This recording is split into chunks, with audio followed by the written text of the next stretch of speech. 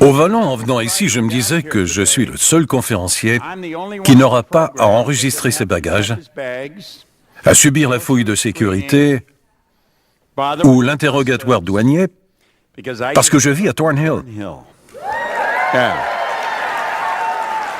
Le plus étrange, c'est que je travaille très rarement à Toronto. Notre bureau est à Phoenix.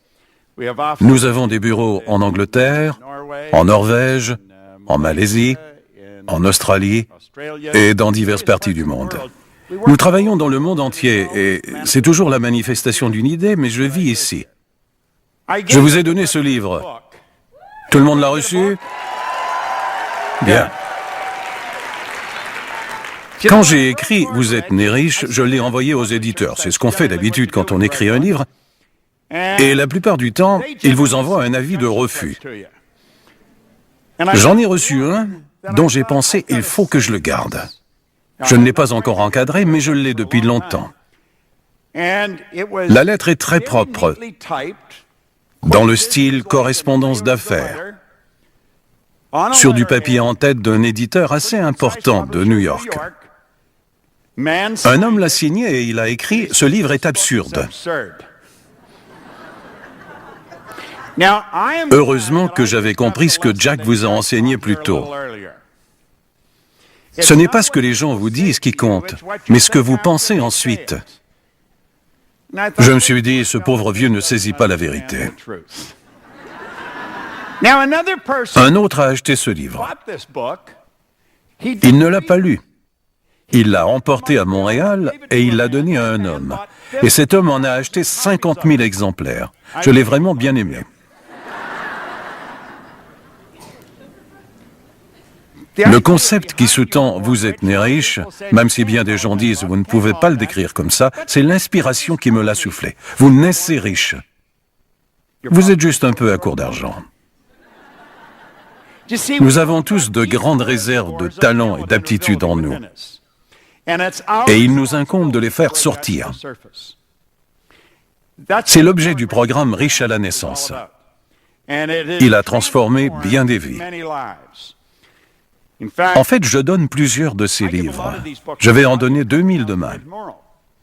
Certains me demandent pourquoi donnez-vous autant de livres. Supposons que je vous remette une brochure de notre entreprise. Vous pourriez la laisser sur la chaise ou dans l'auto,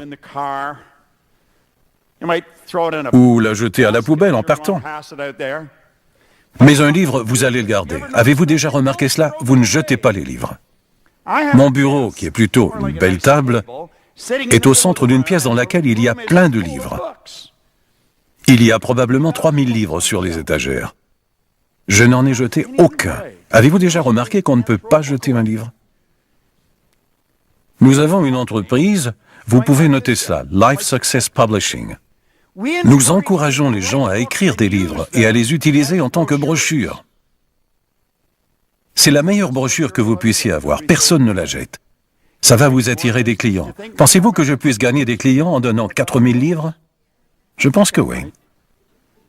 J'en donne depuis longtemps. On en vend aussi. Curieusement, ceux que je vends compensent probablement ceux que je donne. Ça s'équilibre. Mais alors vous y gagnez. Parce que ça vous attire plus de clients. Je veux vous parler d'accroissement de la clientèle. Et d'un sujet dont la plupart des gens ne parlent pas.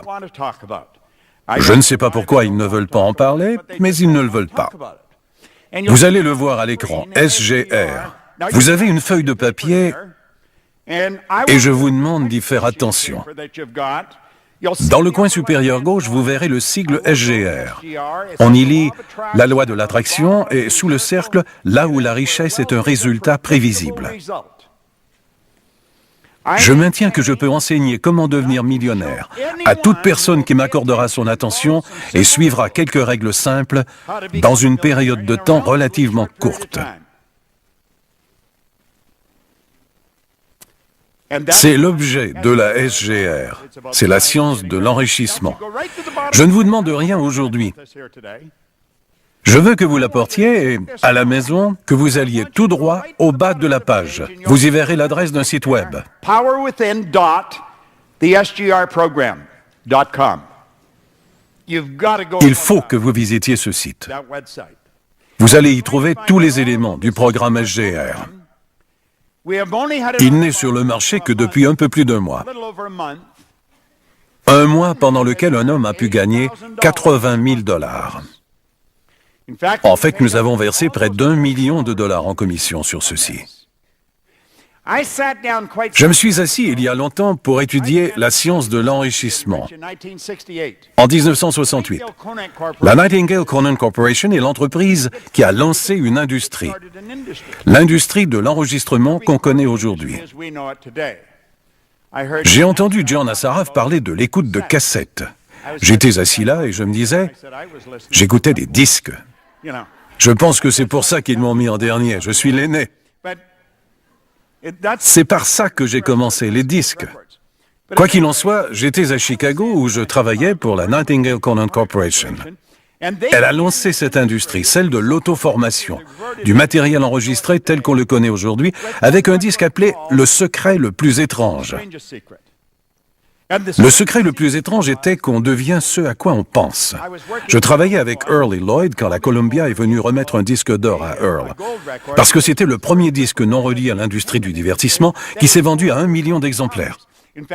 Dans mon bureau, j'ai une photo dédicacée de Earl qui reçoit ce disque d'or de la Columbia. Je tiens beaucoup à cette photo, parce qu'elle marque le début d'une industrie. Et bien sûr, il y a environ 1 an, Rhonda Byrne a lancé Le Secret, qui est essentiellement le même concept, mais qu'elle présente différemment. À mes débuts, j'ai commencé par « Réfléchissez et devenez riche ». J'étais assis dans la cuisine de Lloyd Conant en 1968. J'ai dit « Lloyd, comment avez-vous démarré cette entreprise ?» Parce que je savais qu'il avait lancé une industrie. On était assis, les jambes étendues, après dîner. Il a dit, on m'a donné un petit livre vert. Quand il parlait, Lloyd était toujours comme ça. Son esprit dérivait et il vous emmenait avec lui. On ne savait jamais où ça allait nous mener. C'était un visionnaire phénoménal. Travailler avec lui a été un tournant dans ma vie.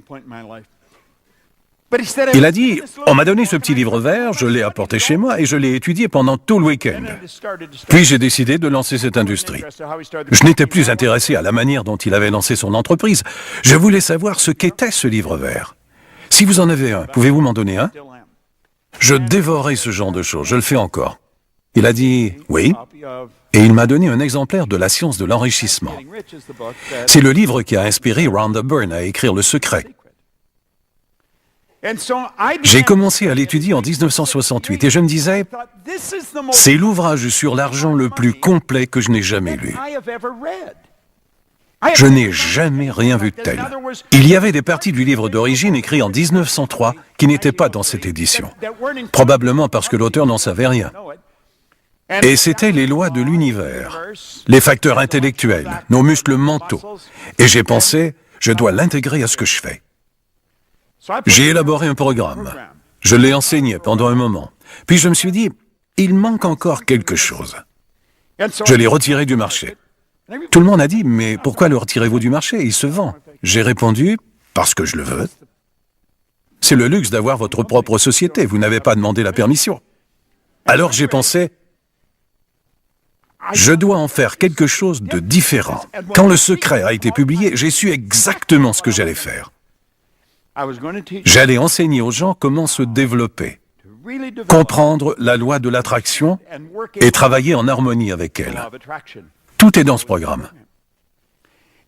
Puis j'ai pensé, je vais aussi faire en sorte que tout le monde en trouve l'étude bénéfique. Parce que si vous vous interrogez sur vos aspirations profondes, vous ne vous le demanderez plus à la fin du programme. Je l'étudie depuis 1968. Il m'a aidé à gagner jusqu'à 1 million de dollars en 1 semaine. Comme Jack l'a dit ce matin, nous allons gagner 100 millions de dollars juste avec ce produit cette année.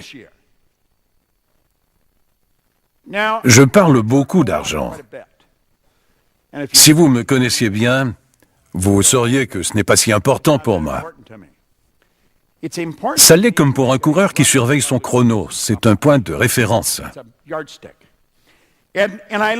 J'ai appris que l'argent sert à deux choses seulement.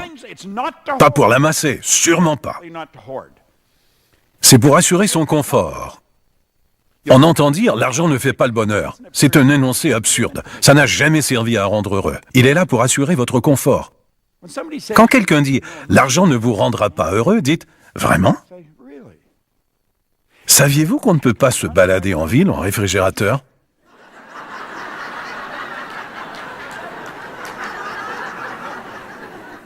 Il va dire « qu'est-ce que vous racontez ?» J'ai simplement voulu répondre à un énoncé ridicule par un énoncé ridicule. Je comprends que les réfrigérateurs servent à conserver les aliments, pas à se balader en ville. L'argent est là pour assurer votre confort, pas pour vous rendre heureux. Si vous êtes malheureux, au moins vous serez malheureux dans le confort. C'est un peu réconfortant. Voilà. L'autre, il vous permet d'étendre les services que vous offrez bien au-delà de votre présence. Et ça, c'est important. J'ai décidé, il y a plusieurs années, d'avoir une entreprise qui serait à l'œuvre dans le monde entier et que tous ceux qui y travaillent deviendraient riches. J'ai pris la décision de faire cela.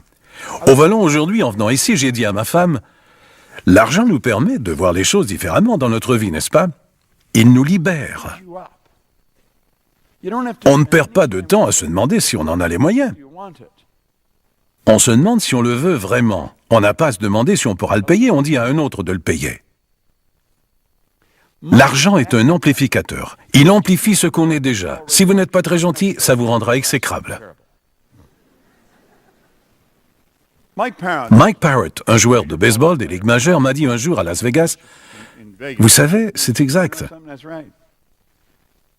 Je me souviens de quelques gars des ligues mineures qui n'étaient pas très gentils. Quand ils ont signé ces contrats mirobolants des ligues majeures, ils sont devenus insupportables.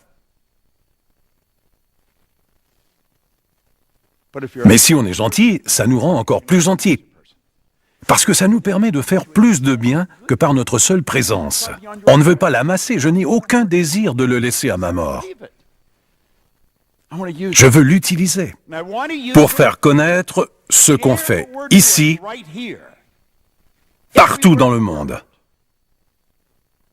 Car partout, on a besoin de ce que nous enseignons. Le pouvoir est intérieur. Je me suis dit, quel nom formidable pour une organisation. Tout votre pouvoir est en vous, pas à l'extérieur. Dans la science de l'enrichissement, je me suis investi à fond pour en faire plus que l'un des meilleurs programmes de développement personnel du monde. Je me suis dit, je vais en faire une machine qui rapporte de l'argent. C'est un programme affilié, l'un des plus riches du monde. Quand on se met à l'étudier, on ne peut plus s'empêcher d'en parler. Il est trop bon, absolument phénoménal. Je me suis demandé, avec qui est-ce que je peux faire ça? J'ai contacté Michael Beckwith et Jack Canfield. Ce sont des as dans leur domaine. Qui a vendu 100 millions de livres? Je connais Jack depuis des années. On n'avait jamais vraiment travaillé en étroite collaboration. Nous avons travaillé ensemble. Je respecte le travail qu'il fait. Il accomplit une tâche phénoménale. J'ai pensé, voilà le genre de personne avec qui je veux faire ça. Je l'ai appelé, et comme il l'a dit, il a pris une journée pour y réfléchir, et il a compris que ça lui rapporterait quelques millions. Il a donc dit d'accord. Enfin, il n'y a consacré que quelques heures, il vous l'a dit.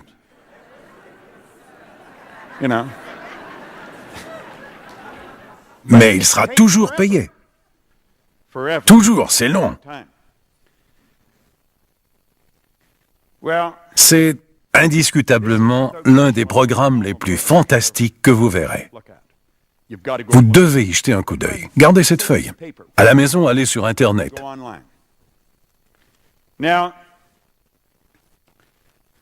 John a mentionné quelque chose que j'ai retenu il y a longtemps. Napoleon Hill a dit « Si vous croyez qu'il suffit de trimer dur et d'être honnête pour devenir riche, oubliez ça car ce n'est pas vrai.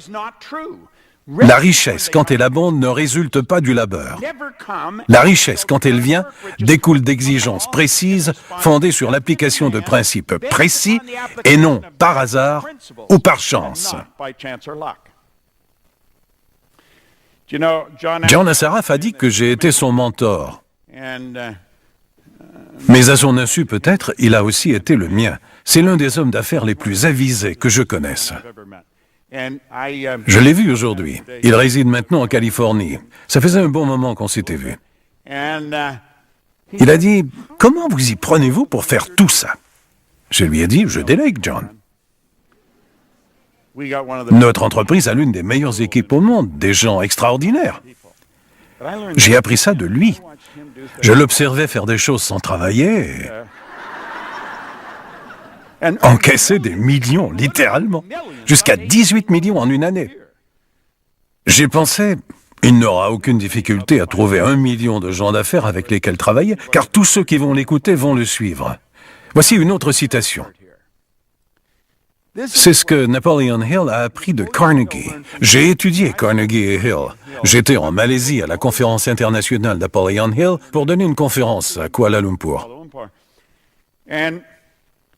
Hill a appris ceci de Carnegie. Il dit « L'accumulation de grandes fortunes nécessite du pouvoir.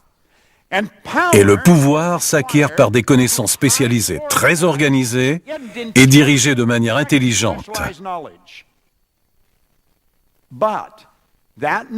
Mais cette connaissance n'est pas nécessairement le privilège de la personne qui accumule la fortune. » J'ai appris cela dans les années 60. J'ai appris qu'on n'a pas à être très intelligent si on veut gagner beaucoup d'argent, mais qu'il vaut mieux s'entourer de personnes intelligentes. Ce que j'ai fait. Vous avez probablement été élevé selon la même idée que moi. Il faut être très intelligent. Non! Je suis allé au lycée pendant 2 mois. Je n'ai pas choisi de partir, ça a été leur choix. J'étais plutôt content par contre. On m'a élevé en me faisant croire qu'il faut être très intelligent. Je savais que ce n'était pas vrai. Je n'étais pas si intelligent et je gagnais beaucoup d'argent. On m'a élevé en me faisant croire que pour réussir en affaires, il faut avoir beaucoup d'expérience. Je n'en avais aucune. Comment j'ai fait ? J'ai commencé en nettoyant des sols après avoir lu « Réfléchissez et devenez riche ». 5 ans plus tard, j'étais à Toronto, Montréal, Boston, Cleveland, Atlanta et Londres. J'ai une affirmation. Je suis si heureux maintenant de recevoir de plus en plus d'argent de diverses sources sur une base continue. On peut développer ses activités, jouer une partie plus importante et c'est toujours amusant. Si on court, on veut courir plus vite. Si on saute, on veut sauter plus haut. Je vous demande de regarder cette loi de l'attraction. D'y penser vraiment, parce que je sais que vous l'avez étudié, je sais que vous avez assisté à des séminaires. Une dame est venue me voir en me disant « Je possède tout cela ». Il y a toutes sortes de personnes ici, mais vous savez qu'il manque quelque chose. Combien sont de cet avis? Non, attendez. Combien peuvent tenir le bras levé au-dessus des épaules? Voyons si vous le pouvez. Combien ont étudié ceci, mais les résultats se font attendre? Ça ne va pas comme vous le voulez. Il manque quelque chose. Oui, il y a un peu plus de mains levées. La chose que vous devez faire, c'est être d'une franchise absolue envers vous-même. S'il y a quelque chose qui manque, vous devez l'identifier. Si vous ne trouvez pas ce qui manque, vous aurez toujours le même résultat. Je voulais savoir pourquoi j'ai changé. Parti d'un revenu nul, je gagnais beaucoup d'argent. Je ne savais pas pourquoi. J'ai pensé que c'était parce que j'avais lu ce livre, mais je l'ai donné à d'autres, sans résultat. J'ai alors obtenu les enregistrements d'Earl Nightingale. J'avais un tourne-disque portatif dans ma voiture. J'achetais les disques et je les donnais aux gens.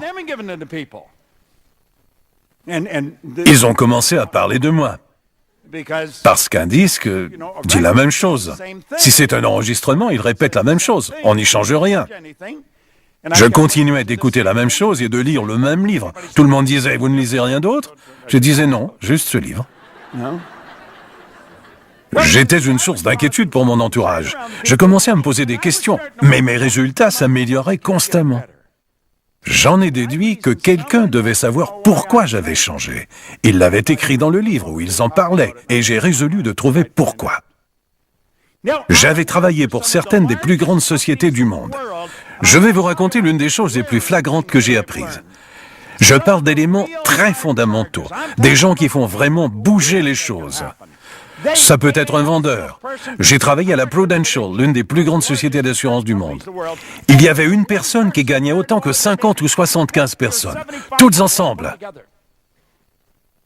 Et il ne savait pas comment cette personne faisait. Je le savais. Un homme était venu me voir au Waldorf Astoria à New York. J'avais donné un séminaire de 3 jours. Il a dit « Bob, je tiens à vous remercier. Pour la première fois de ma vie, j'ai compris ce que j'ai fait. » J'ai demandé « Qu'avez-vous fait ?» Il a dit « J'ai remporté la médaille d'or du décathlon aux Jeux Olympiques. » Il était le plus grand athlète au monde et il ne savait pas ce qu'il avait fait. Je le savais. John a décrit Murray comme un compétent inconscient. Savez-vous que la plupart des gens les plus productifs du monde sont des compétents inconscients? Ils ne peuvent pas expliquer pourquoi ils réussissent si bien. Ils le font, simplement. Mais pourquoi? Une autre personne fait essentiellement la même chose, mais elle n'obtient pas le même résultat. Comme le précise la science de l'enrichissement, on ne s'enrichit pas en faisant certaines choses. On s'enrichit en faisant les choses d'une certaine manière. Savez-vous comment? Par la loi. Remettez la diapo. Nous savons qu'il manque quelque chose. Nous voulons savoir ce que c'est. Il y a quelque chose qui ne fonctionne pas bien. Tant qu'on ne trouvera pas pourquoi on obtient toujours et toujours le même résultat, ça ne va pas changer. Voilà votre réponse. C'est ce qu'on appelle des paradigmes. Je sais que ce mot est très courant aujourd'hui. Mais la plupart des gens ne peuvent pas définir ce qu'est un paradigme. John en a parlé plus tôt. Il y a une zone de votre esprit où vous rassemblez l'information. À cause de cela, la plupart des gens savent qu'ils peuvent faire bien mieux que ce qu'ils font. Leur problème, c'est qu'ils ne savent pas pourquoi ils ne le font pas. On peut remonter directement à l'enfance. Je me souviens que les enseignants me demandaient « Bob, pourquoi tu fais ça ?» Je ne sais pas. Comment tu ne sais pas? Tu peux trouver mieux? Je sais. Pourquoi tu ne l'as pas fait? Je ne sais pas. Je rentrais à la maison et ma mère me disait « Pourquoi tu fais ça ?» Je ne sais pas. Comment tu ne sais pas? Tu peux trouver mieux? Je sais. Pourquoi tu ne l'as pas fait? Je ne sais pas. Je suis entré dans la marine. Tous les commandants m'ont demandé « Proctor, pourquoi avez-vous fait ça ?» Je ne sais pas, monsieur. Comment vous ne savez pas? Vous pouvez trouver mieux. Oui, monsieur. Pourquoi ne l'avez-vous pas fait? Je ne sais pas. Je me suis marié, ma femme a dit « Pourquoi tu fais ça ?» J'ai dit « Laisse tomber. » Je ne savais pas pourquoi je faisais ce que je faisais. Je faisais des choses que je ne voulais pas faire, j'obtenais des résultats non souhaités, et je le faisais quand même. Vous savez quoi? Vous aussi. Pourquoi fait-on ce qu'on ne veut pas faire? Je ne sais pas. Comment vous ne savez pas? Vous pouvez faire mieux. Savez-vous pourquoi vous riez? Vous pouvez vous identifier à ce que je dis. Ce sont des paradigmes. C'est vraiment cela. Joel Barker a écrit le livre sur les paradigmes. Il a dit « Ignorer le fait que les paradigmes peuvent influencer son jugement, c'est courir un risque dans son exploration de l'avenir. Si vous voulez vraiment réussir et bien vivre, mieux vaut comprendre ce que sont les paradigmes. » Et j'ai commencé à comprendre. J'ai compris pourquoi j'avais changé. J'ai rassemblé cela de manière cohérente vers 1973 et je l'ai enseigné. Quand Rhonda Byrne a parlé de la loi de l'attraction, j'ai déniché une vieille émission de radio diffusée ici à Toronto en 1998 sur la loi de l'attraction, sur la fréquence 97.3. La loi de l'attraction a toujours été présente, c'est comme la loi de la gravité. C'est une chose qu'on ne peut pas changer, elle est là, à l'œuvre, tout le temps. Vous l'utilisez maintenant, vous ne pouvez pas faire autrement. C'est la gravité qui vous colle à votre siège et vous évite d'aller rebondir au plafond. Et si vous dépassez le bord de la Seine, la gravité va vous causer un petit problème. C'est comme l'attraction. Tout ce qui entre dans votre vie, tous ces problèmes que vous avez, Envoyez-moi d'autres. Oh, les voici. On les a commandés. Ils arrivent à l'heure. Mais vous dites, je n'ai jamais demandé ça. Oh, vraiment? Vous savez, ce rhume que vous avez, le rhume commun, vous pensez que c'est normal? Remontez de 35 ou 45 jours et demandez-vous, pourquoi est-ce que j'étais aussi confus? Et j'avais tant de difficultés à me décider. Je le fais, je ne le fais pas, je le fais, je ne le fais pas. Vous avez planté la graine. Il y a une période de gestation et 30 ou 45 jours plus tard, cette confusion s'exprime. Atchoum! Vous dites, ça ne cause pas un rhume. Continuez à souffrir de votre rhume. Ce n'est pas ce que les gens ne savent pas qui leur nuit, c'est ce qu'ils savent et qui est faux. Ils pensent que le rhume est dû à une cause extérieure, qu'ils n'y peuvent rien. Ça ne fonctionne pas comme ça, depuis toujours. Les paradigmes peuvent être à la fois un mal et un bien. Quand vous changez vos paradigmes, vos résultats vont changer. Je sais que vous n'êtes pas venu ici parce que vous cherchez quelque chose à faire. Vous êtes probablement tous très occupés. On ne trouve pas à ce genre de séminaire des bons à rien et des désœuvrés. On y voit des personnes qui cherchent vraiment. Elles veulent réussir. Elles veulent bâtir cette entreprise. Elles veulent recruter plus de monde. Elles veulent une vie meilleure. Ce sont les résultats que vous voulez changer. Vous dites vouloir changer? Ce sont les résultats que vous voulez changer. Toujours les résultats. On veut gagner plus, on veut vivre dans un corps en meilleure santé, on veut s'amuser davantage. J'aurai 73 ans dans quelques mois. J'ai plus d'énergie que la plupart des jeunes de 23 ans. L'âge n'a absolument rien à voir avec votre niveau d'énergie. Les gens disent, vous devriez ralentir. Ce sont des âneries, vous devriez accélérer. Ce qu'il faut faire, c'est se calmer et accélérer. Quand on est calme, l'énergie passe librement en nous. Librement. Il y a une dame ici à Toronto qui enseigne ça. Vous devriez noter son site web. Elle est très douée. Elle vous montre comment être super calme.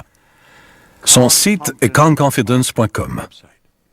C'est ce qu'elle enseigne. Elle est très douée. Je la recommande dans le monde entier.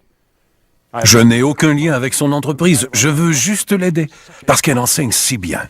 Vous savez, plus on devient calme, plus l'énergie passe librement en nous. Elle s'écoule librement. La circulation est une loi de l'univers. Quand la circulation cesse, tout se détraque. Imaginez ce qui se passe si le sang cesse de circuler. Il franchit des centaines de kilomètres toutes les 33 secondes. Il transporte tous les nutriments et tous les déchets sur un seul circuit. Savez-vous que lorsque l'énergie circule librement, vous êtes vivant? Quand il y a des blocages, à quoi est-ce que c'est dû? Au ressentiment, à la culpabilité, à la honte, à la négativité. Détendez-vous.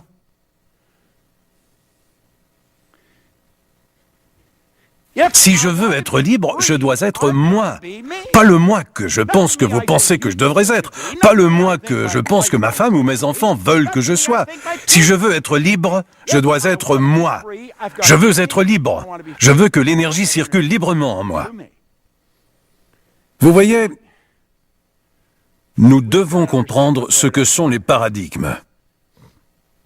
Je pourrais vous donner plein de réponses compliquées, comme celles qu'on trouve dans les livres sur la science du comportement, la psychologie ou la psychiatrie. Je l'ai fait et je n'y ai rien compris. J'ai constaté que les gens qui savent vraiment communiquer tiennent compte du niveau de compréhension des étudiants. J'ai trouvé un bon enseignant, j'ai appris que les paradigmes ne sont qu'une multitude d'habitudes. On veut maintenant savoir ce que sont les habitudes, comment on les acquiert. Quand on comprend cela, notre vie entière se met à changer. Regardez bien, ça vient du passé. Vous avez hérité de la plupart de vos habitudes. Elles ne sont même pas à vous. Vous en avez hérité, ce sont les habitudes des autres. Elles font toute partie du paradigme. En voici un bon exemple. La culture est une habitude collective. C'est ça la culture.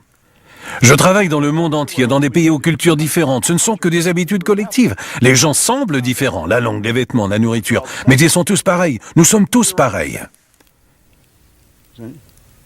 La plupart des gens qu'on dit noirs ne sont pas noirs du tout. Ceux qu'on dit blancs ne sont pas blancs. Vous n'avez jamais vu une personne blanche. Si vous en voyez une, vous vous enfuiriez probablement. Les gens disent « vous êtes blanc ». Non, ma chemise est blanche. Savez-vous pourquoi on dit « je suis blanc » et l'autre est noir ? Parce qu'on ne voit pas avec nos yeux, mais au travers de nos yeux, grâce aux cellules de la reconnaissance dans notre cerveau. Comme John l'a dit, notre cerveau est programmé. J'étais là-bas à côté de Jerry et il m'a dit « combien de fois sont-ils échangé le ballon? Combien en avez-vous vu ?» J'ai dit « je ne comptais pas. Avez-vous vu ce gorille ?» Il a dit « quel gorille ?» Oui, il est plutôt futé. J'ai dit, ce grand gorille, il est arrivé sur la scène et il a fait comme ça. Il a dit, allons donc. Je vous ai dit que vous étiez aveugle, Jerry.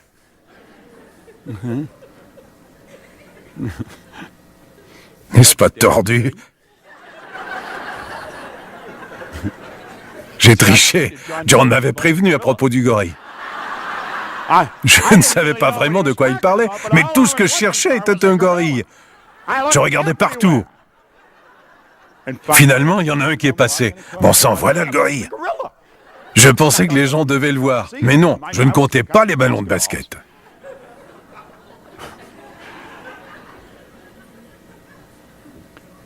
Les habitudes des autres. En voici un bon exemple. Ma femme et moi sommes ensemble depuis plus de 30 ans. On faisait nos courses ensemble. À l'épicerie et je lui dis « sais-tu ce que j'aimerais? Du navet. »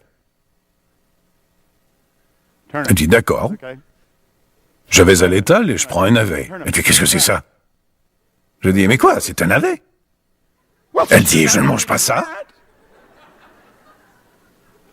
C'est la racine d'un navet. Je dis « quoi? » Je n'ai jamais pensé que c'était une racine. Ça pousse sous terre, je suppose. J'imagine. Je ne sais pas. Je lui dis, qu'est-ce que tu manges?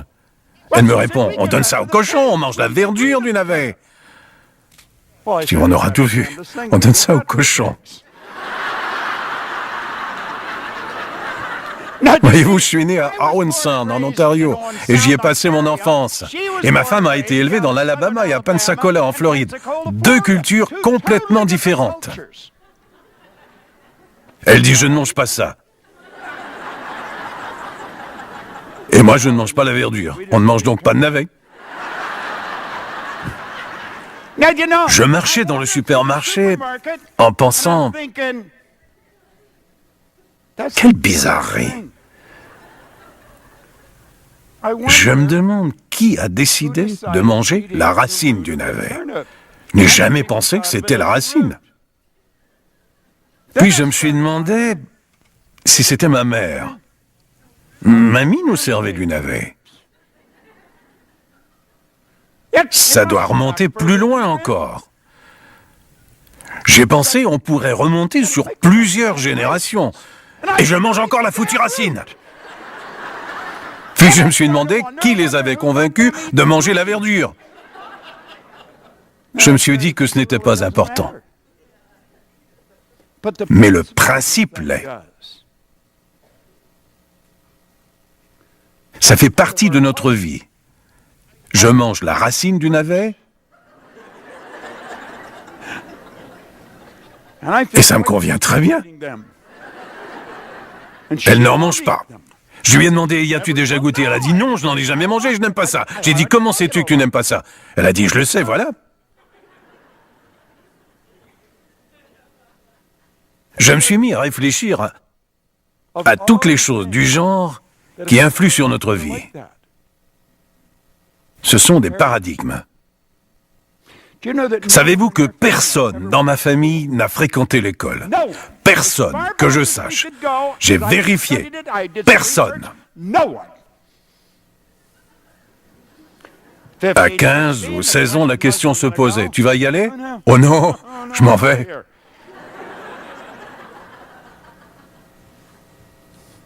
Après avoir beaucoup étudié, j'ai eu des enfants. J'ai donc modifié la question. Je ne leur ai pas demandé s'ils allaient étudier, je leur demandais juste où ils iraient. Une question et la descendance a changé. J'ai eu un enfant dont j'ai pensé qu'il n'abandonnerait jamais. J'ai conclu un marché. Tu étudies, je paye. Il y a eu des moments où je me demandais si j'agissais correctement. Remettez la diapo, s'il vous plaît. Si vous remontez le fil du temps, toutes sortes de personnes vous ont influencé. Il y a des choses que vous faites et qu'ils faisaient. Ma mère est décédée l'année dernière, à 93 ans. On fêtait son anniversaire. Elle passait l'hiver à Largo, en Floride. On avait l'habitude d'organiser une fête à son anniversaire. Mon frère venait de la Californie. Ma sœur et moi descendions en Floride pour célébrer son anniversaire. Bien sûr, on se levait et on disait quelques mots sur maman devant tous ses amis. On invitait tous ses amis à ces fêtes. Je disais que je me souvenais de maman. Je ne saurais jamais comment elle se débrouillait avec le peu d'argent qu'elle gagnait. Elle rentrait à la maison avec son argent en poche, elle s'assoyait à la table de la cuisine et elle redressait les coins des billets. Vous savez, ils sont toujours un peu repliés. Elle s'assoyait et elle redressait tous les coins. En voici un qu'il faut redresser. Elle faisait cela en se demandant probablement « Comment est-ce que je vais me tirer d'affaire avec si peu ?» J'expliquais cela pendant le dîner et mon frère a dit « C'est là que j'ai appris ça ». Il faisait cela. Il n'y a jamais fait attention, n'est-ce pas? C'était une habitude, jusqu'à ce qu'il m'entende en parler et décrire ce que ma mère faisait. Combien d'habitudes avons-nous emprunté ainsi à nos parents? Elles sont imprégnées en nous. Savez-vous que la plupart des bénéficiaires de l'assistance publique sont bénéficiaires de 3e, 4e et 5e génération? Si vous êtes né dans une famille anglophone ici à Toronto, vous n'apprendrez probablement pas d'autres langues. J'ai des associés à Kuala Lumpur dont les enfants de 3 et 4 ans parlent 4 langues. Ils n'y pensent pas. Ils sont tous multilingues à la naissance. On peut apprendre au bébé à lire avant qu'il ne parle. J'en ai parlé à David. Voici Comment multiplier l'intelligence de votre bébé de Glenn Doman, un livre phénoménal. La plupart d'entre nous n'y connaissent pas grand-chose. Nous sortons de l'école et nous savons très peu de choses sur nous-mêmes. Nous avons été conditionnés à vivre de l'extérieur vers l'intérieur. Vas-tu regarder ça? Regarde, vas-tu écouter ce que je te dis? Puis on va à l'école et qu'est-ce qu'on nous donne? Un bulletin. Le bulletin indique aux enseignants et aux parents quel genre d'étudiants nous sommes. Savez-vous ce que ce bulletin nous dit? Il nous dit où notre esprit se trouvait pendant quelques minutes il y a 3 semaines peut-être. Ça n'a rien à voir avec notre potentiel.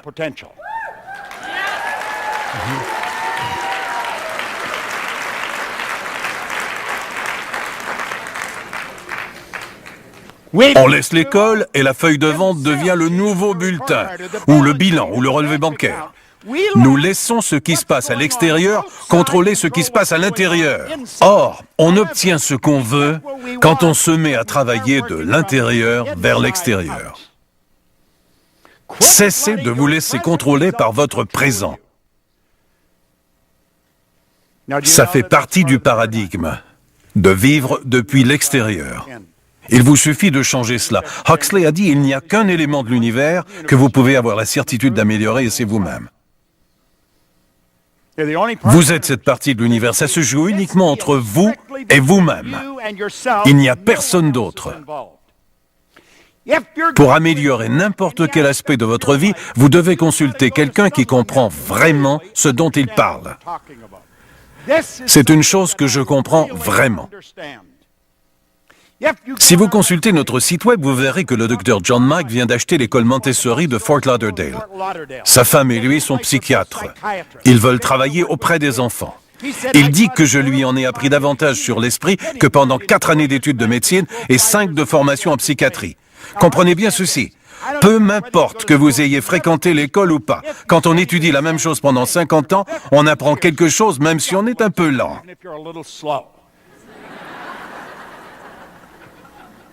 Je me permets de me vanter de tout ce que je vous dis parce que rien de cela n'est de moi.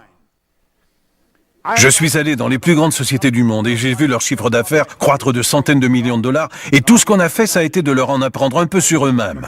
Pas beaucoup, un peu. Alors examinons ce mois. Je vais vous faire partager une chose Et si vous êtes très attentif, ça pourrait métamorphoser votre vie. Richard a enseigné ici. Il a assisté à un séminaire il y a longtemps et ça a changé sa vie. Quand John Assaraf a eu 21 ans, je lui ai dit « John, ne demandez pas si vous êtes à la hauteur de l'objectif. Demandez-vous si l'objectif est à votre hauteur. Vous y jouez votre vie. Cessez de gaspiller votre temps à atteindre un petit objectif que vous savez être capable d'atteindre. Ça ne va rien exiger de vous-même. » Hillary n'a jamais su comment il allait parvenir au sommet de la montagne. J'ai travaillé avec lui à 3 reprises. La seule différence entre Ed Hillary et vous et moi, c'est sa taille. Il est grand. Les frères Wright ne savaient pas comment faire décoller leur avion du sol. Edison ne savait pas comment créer une ampoule. Aucun d'eux ne le savait. Ils n'auraient pu vous l'expliquer qu'en rétrospective. Ils ont juste vu l'étape suivante, l'action qui était nécessaire, et ils avaient un rêve. J'ai construit une image énorme dans ce programme SGR. J'y ai mis une machine génératrice d'argent qui va permettre à tout le monde, peu importe ce qu'on est ou ce qu'on fait, lorsqu'on est engagé dans ce qu'on fait sur le plan émotionnel, on doit en parler aux autres, de gagner une véritable fortune en se développant. Je pense qu'il m'incombe de partager cela, car c'est ce que je comprends. Jack Canfield est l'un des meilleurs au monde dans son domaine. Il résume chaque leçon et c'est ce que son cerveau a appris à faire. Il peut regarder quelque chose et l'ordonner superbement. Michael Beckwith a une extraordinaire compréhension de l'esprit. Je peux scinder une idée. Je vais juste l'effleurer. Nous parlons de penser en images. Pensez à une plume. Vous ne voyez pas P-L-U-M-E, vous voyez une plume. Pensez à une montgolfière. Vous ne pensez pas au mot, vous voyez la montgolfière. Demandez-vous ceci. À quoi ressemble votre esprit? À quoi ressemble votre esprit? Pensez-y pendant un moment.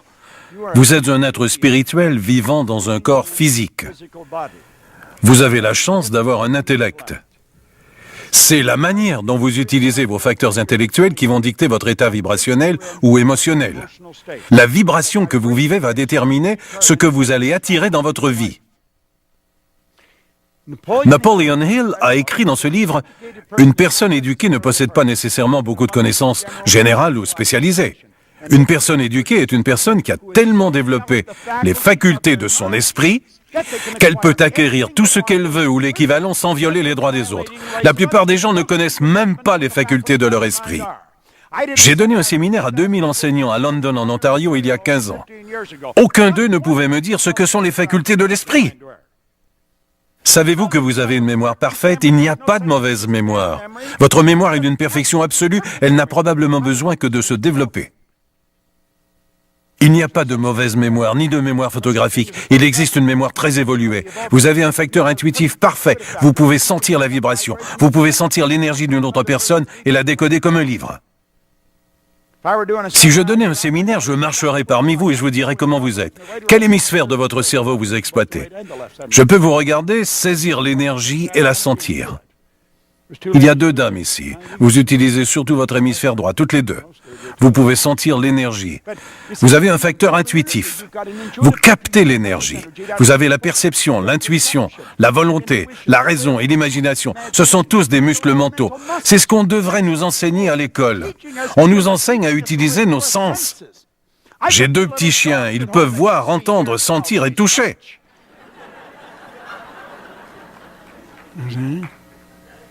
Nous devons commencer à comprendre quelque chose sur nous-mêmes. Remettez l'image un moment. Il y avait un médecin à San Antonio, au Texas, en 1934, qui se disait très engagé dans l'art de la guérison. Il a dit, il faut faire quelque chose à propos de cela. Nous traitons les gens sur le plan physique, mais nous devons traiter la personne dans son ensemble. La médecine holistique est maintenant chose courante. Mais ce n'était pas le cas en 1934. Pourtant, il a dit que si on soigne une personne en ne s'occupant que du corps, on traite le symptôme, on travaille sur l'effet, on ne s'attaque pas du tout à la cause. Or, c'est ce qu'on fait avec nos enfants à l'école. On regarde le bulletin et on dit « étudie, étudie ». Ça ne va pas fonctionner. Ils peuvent obtenir de meilleures notes, mais elles vont redescendre aussitôt car on n'aura pas changé le paradigme. Vous devez vous asseoir avec cette personne et comprendre son esprit. Je travaille avec des enfants. J'ai accordé une interview à Yes TV, une chaîne jeunesse. On m'a demandé si je réussis avec les ados. Et j'ai dit que j'étais très bon avec les ados. On m'a demandé pourquoi. Parce que je ne leur parle pas comme à des ados. Ce sont des personnes. L'âge n'a rien à voir avec l'esprit. Je leur parle comme à tous les autres. Les seules choses qui peuvent manquer à un jeune, ce sont le vocabulaire et l'expérience, mais tout le reste est pareil. Ils vivent dans un corps physique, ils ont un esprit merveilleux, des facultés mentales. J'ai observé des jeunes passer d'une moyenne de C et D à A et B presque du jour au lendemain, avec le programme Riche à la naissance, parce qu'il leur montre ce qu'ils sont, le fonctionnement de leur esprit et des images dans leur esprit. Ce bon médecin a dit, nous allons produire une image de l'esprit. Je vais vous donner une image.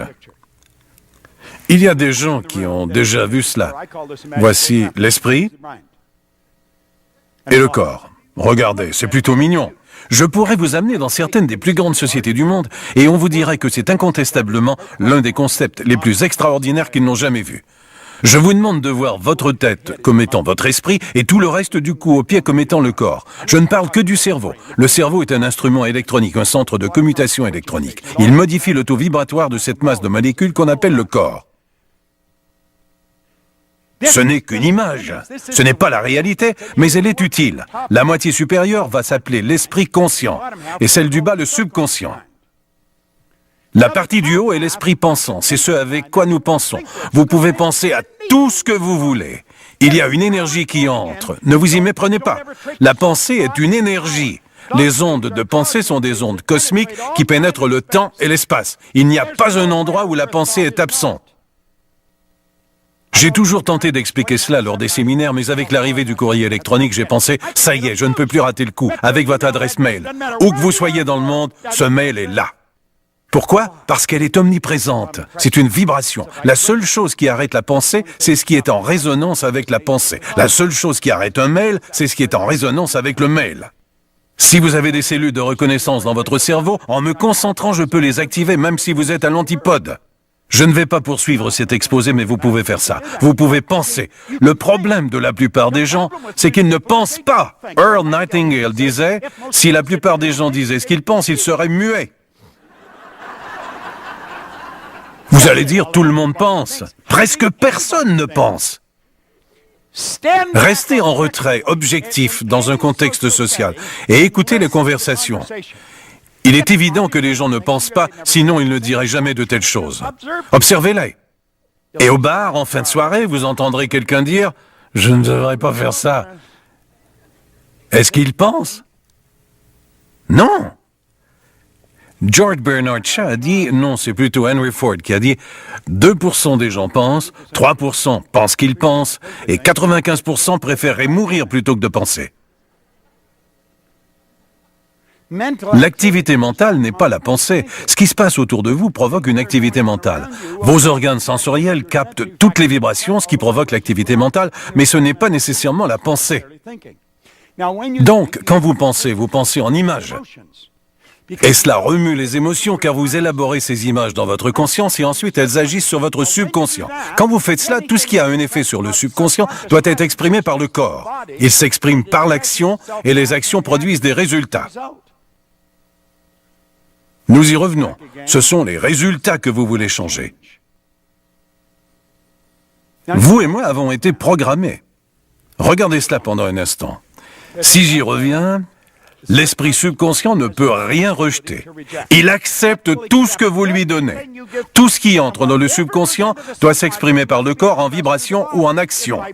Il le faut. Pourtant, c'est entièrement déductif. Autrement dit, il accepte tout ce que vous lui donnez comme étant réel.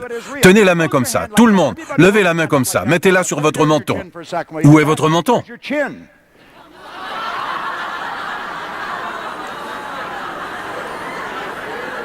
Non.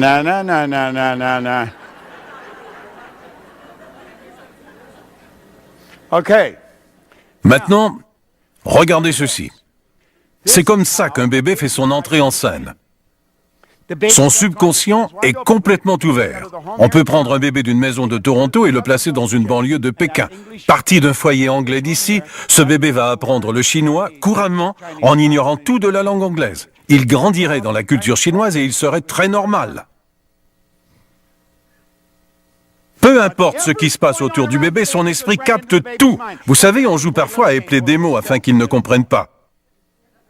Ce n'est pas ce que vous dites, c'est ce que vous pensez. Vous communiquez directement par l'intermédiaire de la molécule. Les images de votre esprit vont directement dans l'esprit du bébé.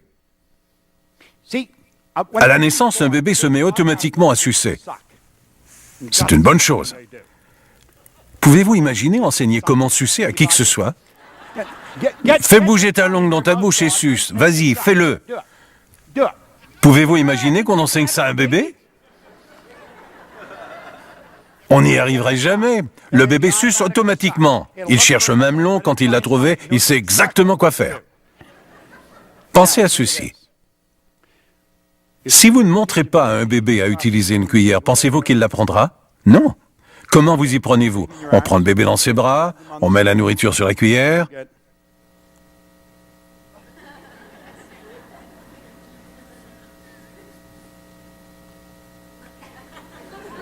Si la conjointe est assise là-bas et s'il ne pense pas, elle fait la grimace.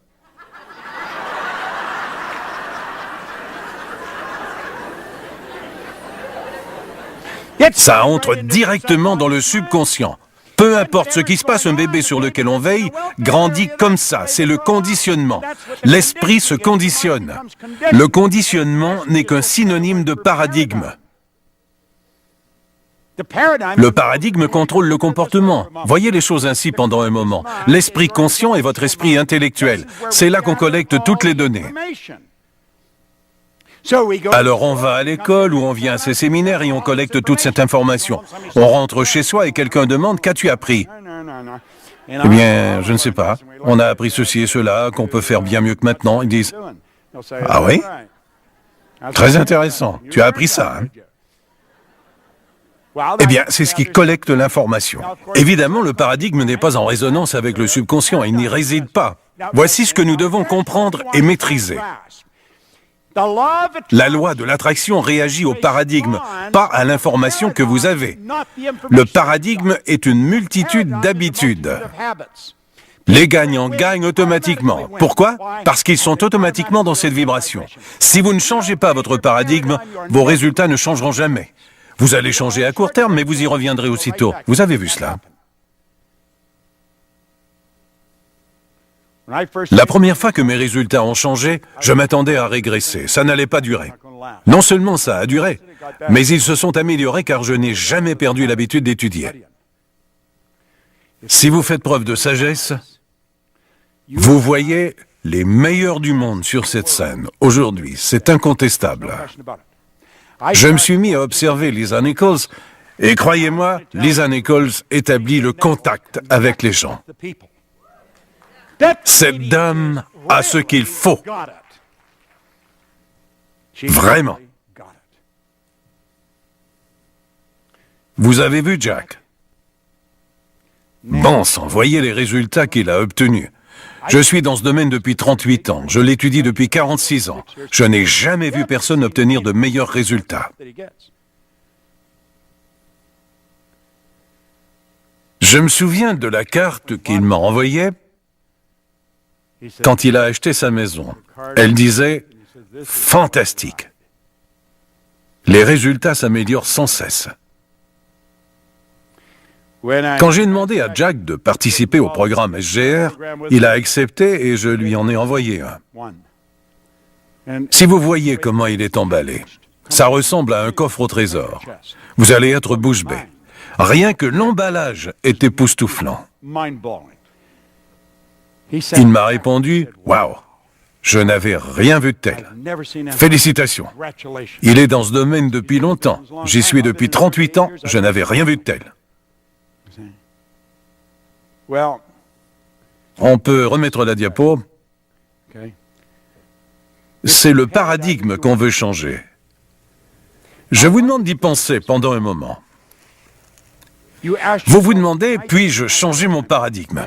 Oubliez le paradigme pendant un moment. Pensez à vos résultats. Sont-ils meilleurs et sans cesse meilleurs? Votre revenu augmente-t-il sans arrêt? Attirez-vous de plus en plus de personnes intéressantes dans votre vie? Vous sentez-vous plus vivant et plus dynamique que jamais? Est-ce que ça va de mieux en mieux? Alors vous êtes sur la bonne voie. Par contre, si vous retrouvez la même chose, les mêmes problèmes, voilà le paradigme. Ne vous en voulez pas pour ça. Comprenez que vous pouvez le changer. Puis-je changer le paradigme? La réponse est oui. En fait, un oui catégorique. Ça ne va pas se produire par accident, vous voyez? Je précise.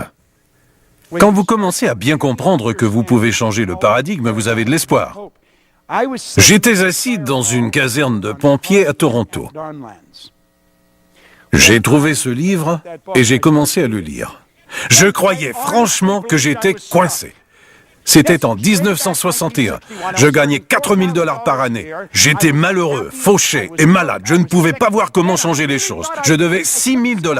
Si j'avais mis de côté tout ce que j'ai gagné pendant 18 mois, je m'en serais sorti, tout juste, sans rien pour subsister. Je ne voyais aucune solution. Je n'avais pas d'espoir. Quand une personne n'a pas d'espoir, elle est enlisée. Savez-vous ce qui arrive quand on a de l'espoir? Je vais vous le dire. Quand on a de l'espoir, on a des options.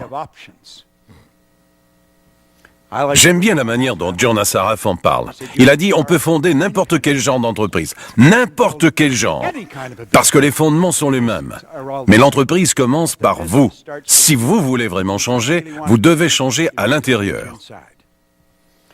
Il faut bien comprendre que notre monde est en train de changer. Un changement si rapide qu'on n'a jamais vu ça. Le monde ne devient pas plus grand, notre monde rétrécit. On peut maintenant faire des affaires dans le monde entier. Je fais des affaires dans le monde entier. Je gagne de l'argent que je sois éveillé ou endormi. Ça me permet d'agrandir mon entreprise, d'aider plus de gens et d'en faire participer davantage. Mon partenaire commercial me disait que sa femme a participé à un projet de leur église de concert avec un groupe de personnes au Mozambique. Nous l'avons financé. Nous n'aurions pas pu faire ça quand j'étais dans la caserne de pompiers. La plupart des gens disent « ça ne m'intéresse pas de gagner de l'argent, je veux juste faire le bien ». Dans la science de l'enrichissement, Wattles a écrit « si vous voulez faire le bien, enrichissez-vous d'abord, car sans argent, le bien que vous pouvez faire se limite à votre présence ». C'est tellement important. Les gens qui pensent doivent comprendre cela. Nous dénigrons l'argent à cause des paradigmes. 1% de notre population gagne 96% de tout l'argent.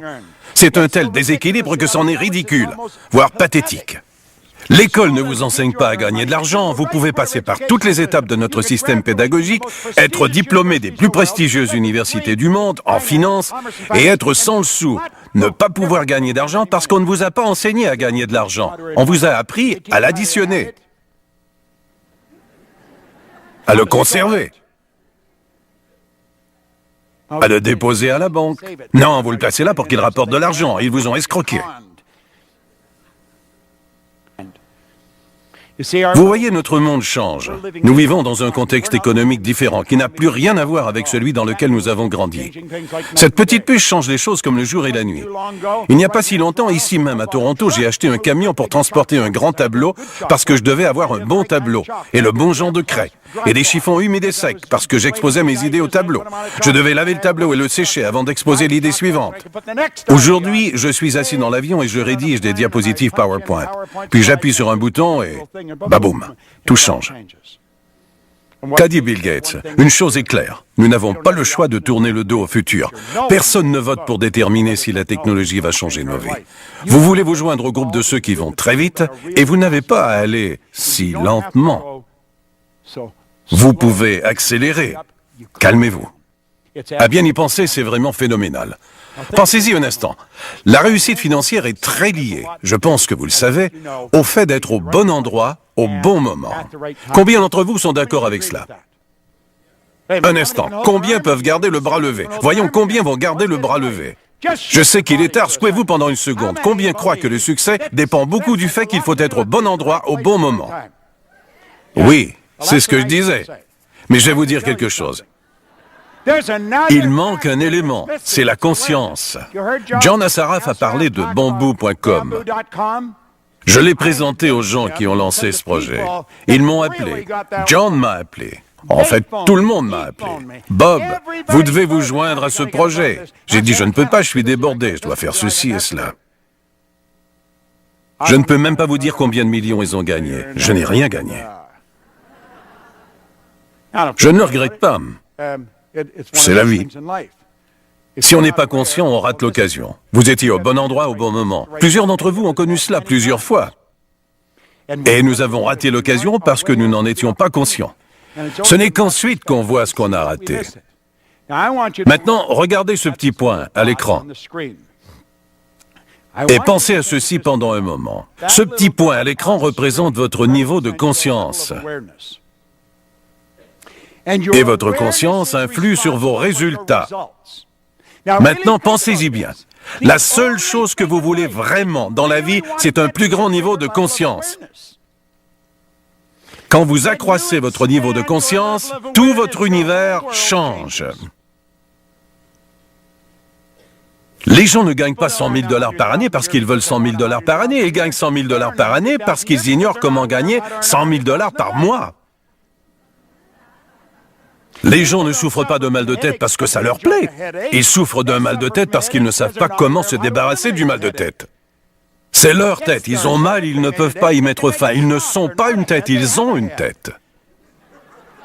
Je ne suis pas ma main non plus. Avez-vous déjà entendu quelqu'un dire « Le corps ne vient pas travailler aujourd'hui, il est malade ». Vous n'êtes pas votre corps, vous avez un corps. C'est votre tête. Si vous y provoquez de la douleur, vous pouvez y mettre fin. Quelqu'un a dit « Vraiment ?» Je n'en savais rien. Ou il pourrait dire « Je n'en étais pas conscient ». Je gagne des millions de dollars par année maintenant. J'ai déjà travaillé très fort pour 4 000 $. Vous savez quelle est la différence? L'inconscience. Vous pourriez appeler ça de la stupidité. Peu importe le nom, c'est un manque de conscience. Alors la question suivante devient, comment accroît-on son niveau de conscience? C'est très important. Si cela peut changer votre vie, comment allez-vous modifier votre niveau de conscience? Si vous êtes intéressé par ces 30 années de recherche dont Jack Canfield a parlé, vous obtiendriez ce matériel. Et vous l'étudieriez, vous le dévoreriez. Si vous êtes intéressé à vous sentir comme Lisa, quand elle s'est exprimée librement ici, elle était aussi à l'aise qu'elle l'aurait été à la maison à caresser son chien. Alors vous voudrez lire son matériel. Vous voyez, John et Murray ont gagné des millions à bâtir des entreprises. Si vous êtes intéressé à bâtir une entreprise, vous voudrez savoir comment vous y prendre. Si vous êtes vraiment coincé, mais vous voulez changer, vous voudrez changer votre paradigme. Remettez la diapo pendant un moment. Ce sera l'éducation efficace conjuguée à une formation professionnelle pendant une période de temps raisonnable. Cela va modifier le niveau de conscience de n'importe qui. Nous voulons une croissance continuelle. Vous avez vu Harv Eker ici. Certains se sont demandé ce qu'il fait. Il fait quelque chose dans notre domaine que je n'ai jamais vu avant. Je parlais au téléphone l'autre jour. Une de ses employées, à qui je n'avais jamais parlé, Gail, m'a téléphoné et j'ai dit « Vous êtes à Bend, dans l'Oregon, n'est-ce pas ?» Je reconnais l'indicatif régional. Elle a dit « Je suis à Redmond, ça fait partie de Bend. » Elle a ajouté « Harv organise un programme et nous aimerions savoir si vous pouvez y participer. » J'ai dit « De quoi s'agit-il » Elle a dit « Ça va être le Woodstock du développement personnel, de la pensée positive. » J'ai dit « Quoi ?» Elle a dit « Oui, ça va avoir lieu au pied d'une montagne, à Aspen. » 5000 personnes s'y sont déjà inscrites. J'ai dit, incroyable. C'est bien Harv. Il ne jongle pas avec les petites idées. Si vous voulez vraiment faire travailler votre esprit, je me souviens d'avoir étudié le livre de David Schwartz, La magie de voir grand. David Schwartz est mort. Harv est peut-être sa réincarnation. Ce gars-là gère de très grandes idées. Il ne fait pas qu'en parler. Il les réalise. Vous devez savoir ce qui se passe ici. On a tellement réduit le prix sur l'ensemble des livres. Si vous voulez vraiment changer, achetez-les et prenez l'année pour les étudier. Je vais dévorer toute cette documentation et je vais choisir ce qui me convient. C'est ce que j'ai fait il y a bien des années. Je me souviens que j'emportais tous mes disques et mes livres et que j'allais dans un petit endroit un peu négligé. Non, ce n'était pas négligé, c'était plutôt bien en fait, sur Jarvis Street. Et à l'époque, Jarvis n'était pas une très belle rue. Il ne l'avait pas encore nettoyée. Mais c'était un beau petit motel-hôtel. J'y allais et je louais une chambre sans en parler à personne. Je m'y installais avec mon tourne-disque et mes livres et j'y passais 2 ou 3 jours à dévorer tout cela et à faire des projets. Savez-vous que c'était le premier hôtel Four Seasons qu'Easy Sharp a construit? C'est le berceau des Four Seasons. J'ai dit, bon sang, j'ai entrepris ma croissance en même temps que lui. Comment se fait-il qu'il ait beaucoup mieux réussi que moi? De grandes idées. Il faut vraiment accroître son niveau de conscience. Voilà comment on y parvient. Vous commencez par fréquenter des gens qui le font. C'est le secret dans tout cela. Développez sans cesse votre esprit. Earl Nightingale m'a dit, si votre esprit se frotte aux grands esprits, cela va finir par déteindre sur lui. Je me suis mis à dévorer les livres. J'ai une belle bibliothèque chez moi, bien rangée. Tous mes livres sont classés par ordre alphabétique par auteur, les auteurs plutôt que les titres. Je peux trouver un élément à la mi-page environ, au quart d'un livre de Thomas Troward sur l'esprit de l'opulence. Je peux retracer cette citation de l'esprit de l'opulence. Quand vous traitez avec l'infini, vous ne pouvez jamais prendre plus que votre part. Nous devons comprendre que nous sommes devant une puissance infinie. Nous devons prendre conscience de ce que nous faisons. Pensez à cela. L'important, c'est de veiller à ce que l'important reste l'important. J'adore ça. Vous avez une vie. C'est une question de style de vie. Je parle de paradigme. Vous allez voir des paradigmes à l'œuvre ici dans peu de temps, dans environ 14 minutes. C'est le temps qu'il me reste. Vous allez voir des gens, mais où sont-ils passés? Ils pensent déjà à ce qu'ils vont faire une fois tout cela terminé. Ils ne vivent pas dans le présent. Je vais vous suggérer de dire, je ne vais pas faire ça. Je vais changer ma vie maintenant. Je refuse catégoriquement de laisser une chose qui se passe en moi me contrôler de manière automatique. J'ai fait cela il y a plusieurs années et je ne l'ai jamais regretté. Je ne laisse aucun événement extérieur déranger ce qui se passe en moi.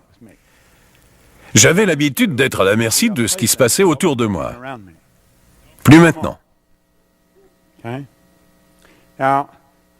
Je veux que vous revoyiez cela et que vous preniez un moment pour réfléchir à l'importance de l'argent. Est-ce important? C'est d'une importance capitale. Aussi important que l'éducation que vous donnez à vos enfants. Aussi important que l'éducation que vous vous donnez à vous-même. Vous ne devriez jamais vous demander le prix d'une chose avant de la vouloir, et ainsi, ce ne sera que pour la payer. Mon mentor m'a dit, « Bob, il ne peut pas parler, mais il peut entendre. Et si vous l'appelez, il va venir. » C'est le fondement de la loi de l'attraction. La loi de l'attraction découle de la loi de la vibration. Et votre vibration va dicter ce qui va venir vers vous. C'est la vibration, c'est le paradigme qui contrôle la vibration quand vous ne pensez pas. Pensez-vous vous écarter du paradigme? Oui, pendant de brèves périodes de temps, puis tout redevient comme avant. C'est comme si le paradigme était le thermostat de la maison. On déplace le thermomètre ça et là pour changer la température de la pièce. Ça ne fonctionnera pas. Jamais. Nous voulons prendre la décision de changer cela. Pensez-y pendant un moment. La plupart des gens sont des figurants dans leur propre film. Vraiment. Elle peut être une star, il peut être une star, mais pas moi. Je me souviens d'avoir pensé, je vais faire comme Earl Nightingale. J'ai enregistré une cassette et je suis allé chez un gars qui vivait à Northbrook. Nous étions à Chicago. C'était un bon ami, je l'avais engagé en Angleterre, j'avais aidé sa famille à immigrer au Canada. Quand je suis entré à la Nightingale Content Corporation, je lui ai trouvé un emploi. Je suis allé chez lui et j'étais enthousiaste. J'avais enregistré cette cassette sur la manière dont j'allais commencer à enseigner ce sujet. J'avais utilisé un vieux magnéto et un petit micro qu'on tenait dans la main. La qualité du produit était donc nulle. J'arrêtais l'appareil, je le redémarrais, je n'avais pas fait de montage, ce n'était pas professionnel, loin de là. Je m'y rends et je démarre l'appareil. J'étais emballé. Joel Goldsmith a écrit un livre intitulé « Le tonnerre du silence ». J'ai vécu cela ce jour-là. Je l'observais. Il était gêné pour moi. C'est devenu inconfortable. Finalement, j'ai arrêté l'appareil. Mes jambes faisaient ça intérieurement. J'ai eu de la difficulté à sortir de la maison. J'ai dit, c'était juste une idée. Au volant, en rentrant chez moi, j'ai pensé, je laisse ce gars-là me voler mon rêve. Il ne comprend pas ce que je peux voir et entendre. Il n'a pas écouté ce que j'ai écouté. J'avais cette image, bâtir une entreprise et enseigner cela dans le monde entier. Je pensais que ça devait être enseigné. Je l'ai presque laissé me voler mon rêve. Je ne sais pas où il est aujourd'hui, mais je sais qu'il n'a jamais volé ce rêve. Alors, que voulez-vous vraiment? Que voulez-vous vraiment? Vous voyez, dans la nouvelle économie, vous pouvez vraiment transformer votre revenu annuel en revenu mensuel. Cet objectif peut sembler absurde à certains d'entre vous, mais je vous garantis que si vous me laissez vous l'enseigner, je peux convertir votre revenu annuel en revenu mensuel presque du jour au lendemain.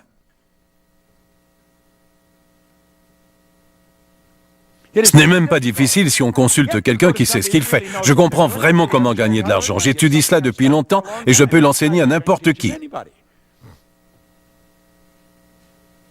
On peut y parvenir en ayant plusieurs sources de revenus. De tout temps, les gens riches ont toujours eu plusieurs sources de revenus. Ils n'ont jamais eu une seule source de revenus et ils n'ont jamais laissé qui que ce soit déterminer combien ils allaient gagner. Ils ont décidé eux-mêmes, étudier avec des personnes qui comprennent cela. Je vous demande d'y penser pendant un moment. Ce sera peut-être plus difficile au fond de la salle, mais vous aurez l'idée générale. Il y a 3 stratégies de revenus. J'y réfère en tant que M1, M2 et M3. Si vous enseignez à vos enfants comment gagner de l'argent, et vous devriez le faire, alors vous voudrez leur enseigner la stratégie M3. Des 2 autres, il y en a une qui est terrible et l'autre est correcte si on s'y connaît. La M1 est la pire stratégie au monde et elle est utilisée par 96% de la population. Les gens troquent leur temps pour de l'argent. Il y a un problème inhérent. On l'appelle la saturation. On va manquer de temps.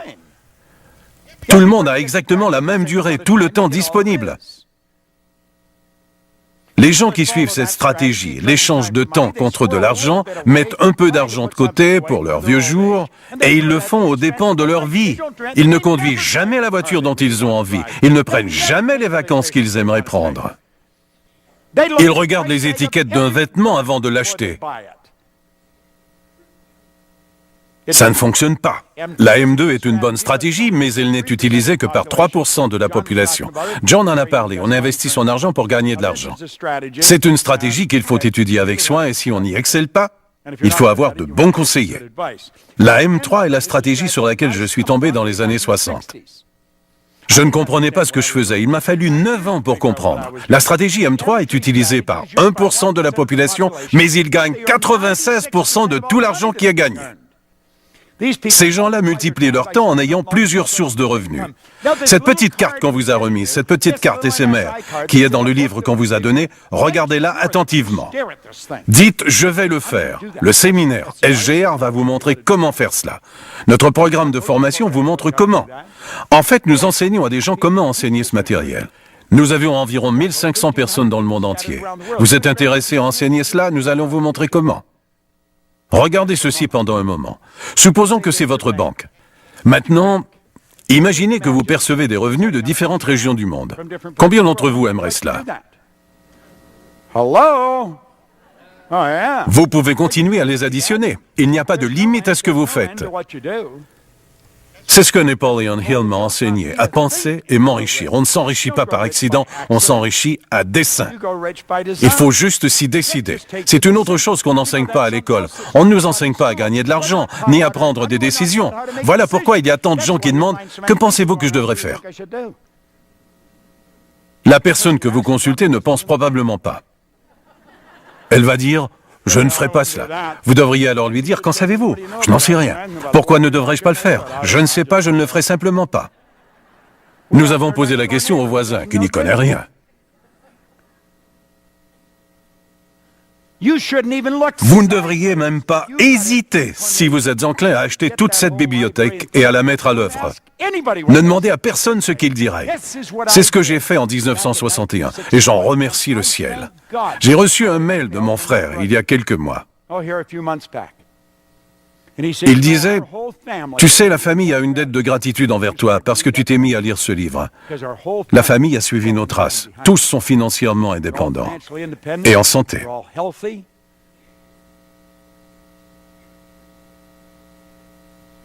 Qu'a dit Barker? Pour façonner votre futur, vous devez avoir la volonté de changer votre paradigme. Changer votre paradigme ne survient pas par accident, cela se produit à dessein. Vous devez comprendre comment le faire. Je tiens à vous remercier tous de votre attention. Je veux remercier Power Within de m'avoir invité à participer à ce programme parce que ça m'a vraiment fait plaisir. Je veux terminer par un poème que je vous prie d'écouter attentivement. Il est tiré du livre « Riche à la naissance ». Tous les brins d'herbe et tous les flocons de neige sont juste un petit peu différents. Il n'y en a pas deux pareils, vous savez. Du plus petit, comme les grains de sable, aux étoiles gigantesques, tout a été fait avec ceci en tête, n'être que ce qu'il est. Quelle folie donc d'imiter. Et comme il est inutile de prétendre quand chacun de nous dérive d'un esprit dont les idées n'ont jamais de fin. Il n'y aura qu'un seul moi pour montrer ce dont je suis capable. Et de même, vous devriez être très fiers d'être unique. Tout part de là, avec vous, un être humain merveilleux sans limite. J'ai mentionné plus tôt que nous sommes contrôlés par nos paradigmes. Votre paradigme vous parle déjà. Il vous dit de vous dépêcher, que vous devez faire ci, faire ça. Je vous dis de dire au paradigme d'aller au diable. Et je veux que vous commenciez à changer votre paradigme maintenant. Si vous êtes le moindrement enclin à acheter toute la documentation qui est proposée, allez-y. Mais si vous ne pouvez en acheter que quelques-uns, alors assurez-vous d'acheter les miens. Ou celui de Harv, de Lisa ou de Jack. Écoutez, peu importe le programme, je connais tous ces gens-là. Ce sont tous de vrais pros et leur matériel est le meilleur qui soit. Ça a été une convention extraordinaire et il y en aura une autre demain. Je tiens à remercier Dave et les dirigeants de Power Within de m'avoir invité. Ça m'a fait plaisir. Je vous reverrai tous plus tard. Merci.